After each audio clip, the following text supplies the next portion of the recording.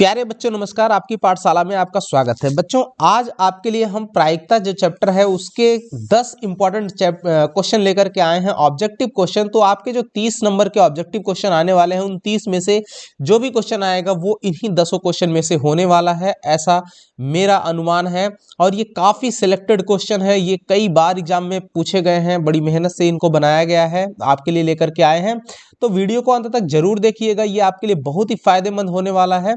और इस चैनल पर आपको बता दें कि 9 और 10 दोनों के लिए क्लास 10 की जो और 9 की जो है मैथमेटिक्स सब्जेक्ट की पूरी प्रिपरेशन कराई जाती है, और फिजिक्स जो है आपका उसकी भी प्रिपरेशन कराई जाएगी। बोर्ड के लिए खूब अच्छे से तैयारी कराई जाएगी, आपके लिए प्रैक्टिस पेपर और मॉडल पेपर सारी चीज़ें, और आपको जो है एग्जाम से जुड़ी हुई जो भी अपडेट्स हैं वो सारी आपको यहाँ पर मिलती रहेंगी। इसलिए अगर आप इस पर नए हैं तो इसको ज़रूर सब्सक्राइब कर लीजिए और अपने दोस्तों को भी शेयर ज़रूर कर दीजिएगा, और इसको हल्के में मत लीजिएगा। ये क्वेश्चन काफ़ी सिलेक्टेड क्वेश्चन है डियर, काफ़ी इंपॉर्टेंट क्वेश्चन है। ऐसे ही क्वेश्चन ऑब्जेक्टिव में बनते हैं, और मैं दावे के साथ कह सकता हूं कि जो भी क्वेश्चन रहेगा इसके बाहर नहीं आने वाला है। आपका 10 मिनट से भी कम समय लगेगा इन 10 क्वेश्चन को सॉल्व करने में।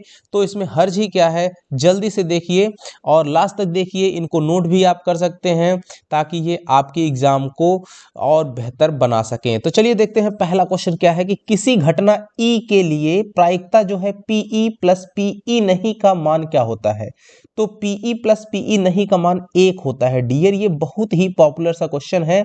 किसी घटना पीई और प्लस पीई नहीं को हम लोग लिखते हैं पीई बार, और ये होता है आपका 1 के बराबर। ये फॉर्मूला यूज हुआ।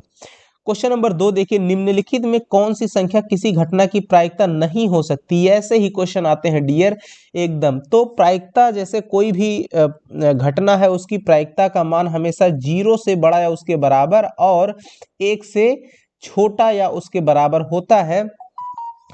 तो और निगेटिव नहीं होता है, ध्यान दीजिए। तो यहाँ पर जो आपका आंसर हो जाएगा वो बी हो जाएगा। क्यों? क्योंकि यहाँ पे -1.5 है जो कि किसी घटना की प्रायिकता नहीं हो सकती डियर।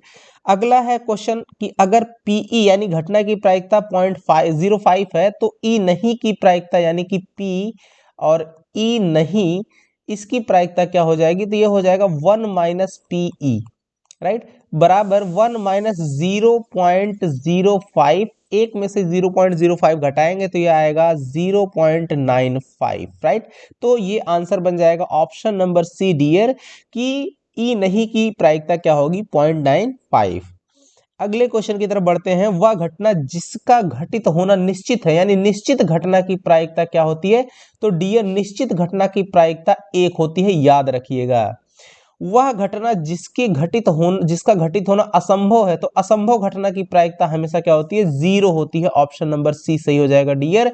देख रहे हैं कितने सिलेक्टेड क्वेश्चन है, आप जब देखिएगा तो आपको खुद ही एहसास होगा। चलिए क्वेश्चन नंबर 6 आपके लिए छोड़ते हैं। आपको बताना है कि एक सिक्के को उछालने पर एक चित आए, इसकी प्रायिकता क्या होगी, राइट। एक चित होता है और एक पट होता है सिक्के में यानी हेड और टेल। तो किसी एक के आने की जो है प्रायिकता क्या होगी। यहाँ पे जो चित कर रहा है, चित आने की प्रायिकता क्या होगी, इसका आंसर आपको कमेंट बॉक्स में कमेंट करके जरूर बताना है डियर कि इसका आंसर क्या होगा। ये काफी आसान सा क्वेश्चन है और कई बार पूछा गया है। तो चलिए ठीक है, अगला क्वेश्चन देखते हैं। किसी घटना की प्रायिकता डैश से बड़ी या उसके बराबर होती है।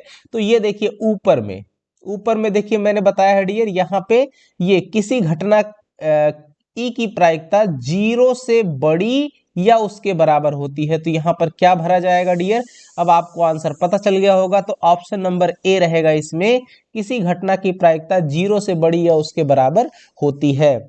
अगला क्वेश्चन है कि दो खिलाड़ी संगीता और रेशमा है, राइट, टेनिस का एक मैच खेलते हैं, राइट। संगीता और रेशमा ये दोनों टेनिस का मैच खेलते हैं। ज्ञात है कि संगीता द्वारा मैच जीतने की प्रायिकता कितनी है 0.62, यानी संगीता के जीतने की प्रायिकता कितनी है 0.62 है। तो आपको बताना है रेशमा के जीतने की प्रायिकता क्या होगी। तो प्रोबेबिलिटी ऑफ विनिंग रेशमा ये हो जाएगा 1 माइनस 0.62 डियर। इसको घटा दीजिए तो यहाँ से 0 ये हो जाएगा 8 और यहाँ पे ये हो जाएगा 3, राइट। 0.38 ये आपका सही आंसर हो जाएगा। ऑप्शन नंबर सी में ये दिया हुआ है।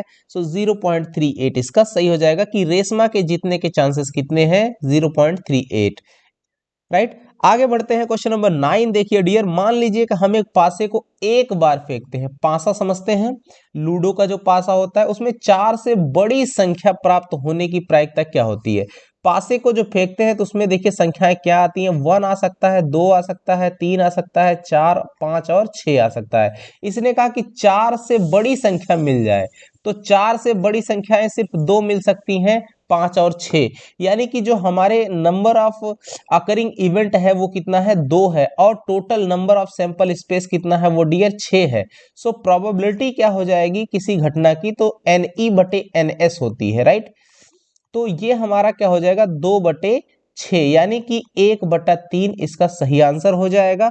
ऑप्शन नंबर बी में ये लिखा हुआ है। तो इस तरीके से बच्चों इसका सॉल्यूशन किया जाता है डियर। अब क्वेश्चन नंबर 10 कह रहा है कि एक सामान्य वर्ष मतलब जिसमें 365 दिन होते हैं, अब उसमें 53 रविवार होने की प्रायिकता क्या होगी। तो ध्यान देना, इसको एक हफ्ते में रविवार कितने दिन बाद आता है, 7 दिन बाद। इसको 7 से भाग लगा दीजिए तो देखिए कितने सप्ताह मिलेंगे, यानी कितने संडे होंगे वो आपको मिल जाएगा। तो 7 के 7, ये 7 पचे 35, एक बचता है 15 बन जाएगा, और 7 दूनी 14, ये 52 प्लस एक दिन हो जाता है, राइट। यानी 52 हफ्ते, यानी कि 52 वीक्स प्लस 1 डे होता है, राइट।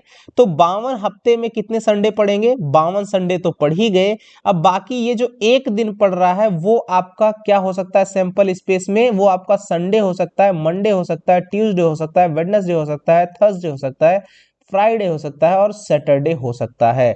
तो आपको कह रहा है कि रविवार, तो संडे आपका एक ही बार पड़ रहा है। टोटल सैंपल स्पेस कितना है, 7 है, और अकरिंग इवेंट कितना है, यानी कि नंबर ऑफ अकरिंग इवेंट वो है आपका 1, यानी इन 7 दिनों में से सिर्फ एक ही दिन संडे पड़ेगा। सो प्रोबेबिलिटी क्या हो जाएगी, probability of occurring event is equal to NE/NS, right.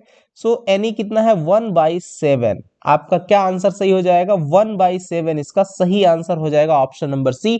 तो देखा डियर, अभी 10 मिनट भी नहीं हुए हैं, इतनी सारी बातों को करने के बाद भी आपके सारे क्वेश्चन सॉल्व हो गए हैं।